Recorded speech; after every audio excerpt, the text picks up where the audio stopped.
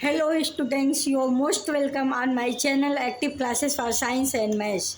Today we will going to teach classification of circular motion. First of all, are you know what is circular motion? If any object or circulate in circular path is known as circular motion. अगर भी कोई भी object circular path पे या गोल path में motion कर रही हो तो हम उसको सर्कुलर मोशन कहते हैं।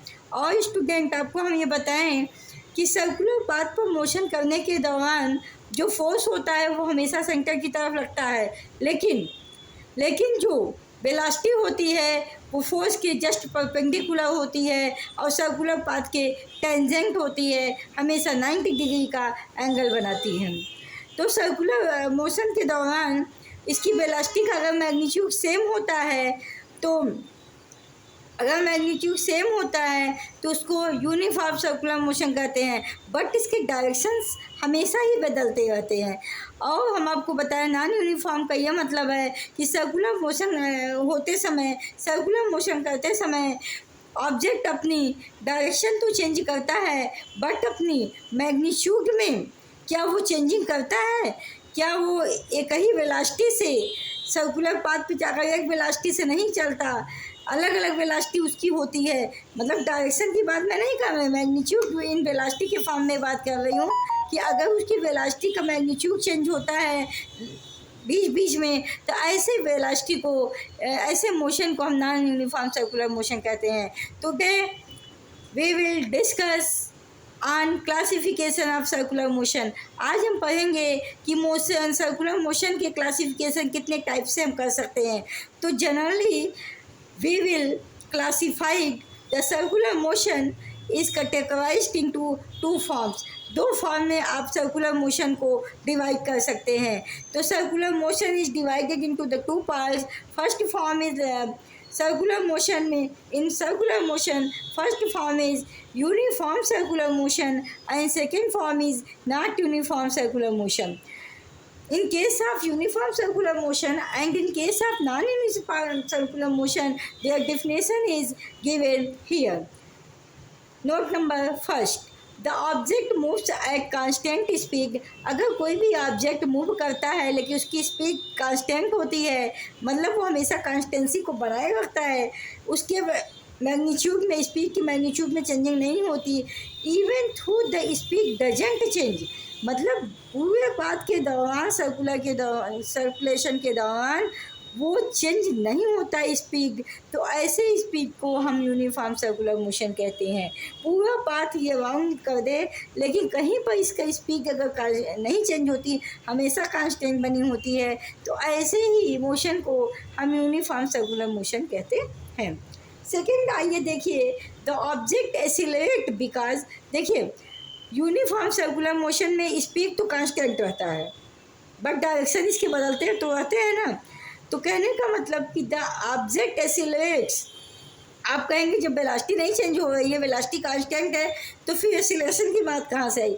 लेकिन आप देखिए द ऑब्जेक्ट एक्सीलरेट, जो ऑब्जेक्ट होता है हमेशा वो एक्सीलरेट करता रहता है, मतलब उसके चेंजिंग होती रहती। क्यों?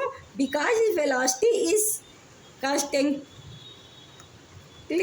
जबकि इसका वेलोसिटी तो कांस्टेंट रहता है, बट डायरेक्शन चेंज होने के कारण इसमें एक्सीलरेशन हमेशा पाया जाता है। इसमें एक्सीलरेशन की प्रॉपर्टी पाई जाती है due to the changing of the direction but not due to the changing of the velocity, क्योंकि इसमें वेलोसिटी चेंज होती ही नहीं, कांस्टेंट होती है, लेकिन अगर डायरेक्शन चेंज हो रहा है तो ऑब्जेक्ट में एक्सीलरेशन पाया जाएगा।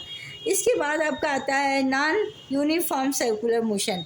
अब हम आपको ये बताने जा रहे हैं कि नॉन यूनिफॉर्म सर्कुलर मोशन किसे कहते हैं। जैसा कि स्टूडेंट नाम से ही क्लियर है, यूनिफॉर्म के पहले, यूनिफॉर्म मीन्स एक जैसा होता है, उसके पहले नॉन लगा है मीन्स एक जैसा न हो, जो सर्कुलर मोशन एक जैसा न हो, यानी जिसकी स्पीड मोशन के दौरान पूरे पाथ के दौरान एक जैसी न हो।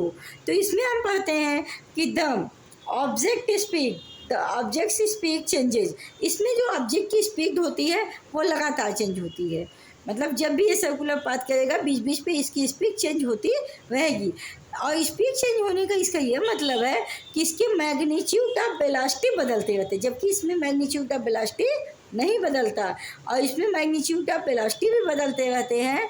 इस वेलोसिटी अल्टर्ड, इसकी वेलोसिटी अल्टर्ड करते रहते हैं, बदलते रहते हैं एलॉन्ग विथ इट्स डायरेक्शन, इसके डायरेक्शन के साथ साथ। मतलब in case of non uniform circular motion both magnitude of velocity and directions are changing, but in case of uniform circular motion velocity is constant but direction is changes, due to this uniform circular motion experiences acceleration। यहाँ पे जो हम direction की changing हो रही है इसके कारण ही हम एक्सीलरेशन में चेंजिंग पाते हैं। और यहाँ पे क्या है, जितनी वेलोसिटी भी चेंज होती है और उसके साथ साथ डायरेक्शन भी चेंज होता है, मतलब दोनों की चेंजिंग होती है। इसीलिए इस मोशन को नॉन यूनिफॉर्म सर्कुलर मोशन कहते हैं, क्योंकि इसकी जो स्पीड होती है वो हमेशा एक जैसी नहीं होती। डेली लाइफ में स्टूडेंट आप बहुत सारे एग्जाम्पल्स को देखे होंगे, आप बहुत सारे सर्कुलर मोशन के एग्जाम्पल्स को देखे होंगे। जैसे आपके घर में जो फ़ैन लगा है, कूलर का जो फ़ैन है, ठीक है, कूलर का जो फ़ैन है, इसके बाद साइकिल की जो व्हील है, तो कुछ में आप देखे होंगे यूनिफॉर्म सर्कुलर मोशन मिलता होगा, कुछ में नॉन यूनिफॉर्म सर्कुलर मोशन मिलता होगा। जब आप एक ही वेलोसिटी से मूव कर रहे होंगे तब यूनिफॉर्म सर्कुलर मोशन होगा, लेकिन जब आप कहीं और मारते हैं तो स्पीड आप बढ़ाते घटाते हैं ना, तो जब आप घटाते बढ़ाते रहते हैं तो उस समय आपकी डायरेक्शन के साथ साथ, जैसे कभी आप लेफ्ट मुड़े, कहीं राइट मुड़े, कहीं फॉरवर्ड डायरेक्शन में, कहीं बैकवर्ड डायरेक्शन में, तो आप ये समझिए कि डायरेक्शन के साथ साथ आप वेलोसिटी को भी चेंज कर रहे हैं ना। तो ऐसे कंडीशन में जो एग्जांपल होता है वो नॉन यूनिफॉर्म सर्कुलर मोशन का एग्जांपल होता है। लेकिन यूनिफॉर्म सर्कुलर मोशन में जब कभी एक साइकिल में एक ही स्पीड से आप जा रहे हो, भले ही आपकी दिशा बदल रही हो, लेकिन एक ही स्पीड से जा रहे हो, तो इसका मतलब वो कहा जाएगा कि यूनिफॉर्म सर्कुलर मोशन में है। और एग्जाम्पल्स हम आपको बताएं, देखिए जो आपका वॉशिंग मशीन है उसके भी जो चलती है तो वो भी सर्कुलर पाथ पे ही चलती है। जो प्लैनेट्स हैं, प्लैनेट्स सन के अराउंड इवोल्यूशन करते हैं, इवॉल्व करते हैं, तो वो भी सर्कुलर पाथ की ही एग्जाम्पल है, क्योंकि वो अपने पाथ से हट नहीं सकते। अर्थ जो अपने पाथ पे घूमती है वो भी सर्कुलर पाथ का एग्जाम्पल है। और इलेक्ट्रॉन जो अपने फिक्स एनर्जी के ऑर्बिट पे जो ये मूवमेंट होता रहता है, ये भी सर्कुलर पाथ के एग्जाम्पल्स पे हैं, क्योंकि वो अपनी एनर्जी के ऑर्बिट पे ही राउंड कर सकते हैं, ना तो वो एनर्जी ऑर्बिट से बाहर जा सकते हैं ना अंदर आ सकते हैं। अगर वो अंदर आ जाए कि तो एटम का एग्जिस्टेंस ही समाप्त हो जाएगा। तो बाहर जाते हैं, अंदर आते हैं, तो एक आध दो ऑर्बिटल में जो चेंजिंग होती है वो due to the loss of energy और गेन ऑफ एनर्जी के कारण होती है। लेकिन वो पूरी तरह अगर न्यूक्लियस में गिर जाए तो ऐसा कभी भी पॉसिबल नहीं है, जबकि फोर्स ऑफ अट्रैक्शन जितना न्यूक्लियस की तरफ लगता है उतना ही उसको उस पाथ की तरफ भी लगता है, कि उस पाथ पे उसको रोके हुए क्या करने के लिए, सर्कुलेशन करने के लिए। तो ये सारे एग्जाम्पल्स आप अपनी डेली लाइफ में बहुत सारे देखते होंगे, एक नहीं बहुत सारे, लेकिन आप वहाँ पे ये नहीं समझ पाते कि ये सर्कुलर मोशन का एग्जाम्पल है कि नहीं। अगर आप मान लीजिए ये समझ जाते कि ये सर्कुलर मोशन का एग्जाम्पल है, तो आप ये नहीं समझ पाते कि ये यूनिफॉर्म सर्कुलर मोशन का एग्जाम्पल है कि नॉन यूनिफॉर्म सर्कुलर मोशन का एग्जाम्पल है। तो आज हमारे इस बात से आपको ये क्लियर हो गया होगा कि कौन सा सर्कुलर मोशन में यूनिफॉर्म होता है और कौन सा नॉन यूनिफॉर्म होता है। तो स्टूडेंट आगे हम फिर आपसे कल डिस्कस करेंगे नेक्स्ट टॉपिक पे, नेक्स्ट एनर्जी के साथ। अगर आपको हमारा ये वीडियो पसंद आता है तो इसको शेयर, लाइक, सब्सक्राइब करना मत भूलिएगा। आगे हम आपको एक ही पॉइंट प्रोवाइड करते रहेंगे जिससे आपके नॉलेज में धीरे धीरे इंक्रीमेंट होता रहे। Thank you so much, all the best, good afternoon. फिर मिलेंगे आपसे कल। Be healthy, be happy, always. Love to all students. Thank you so much.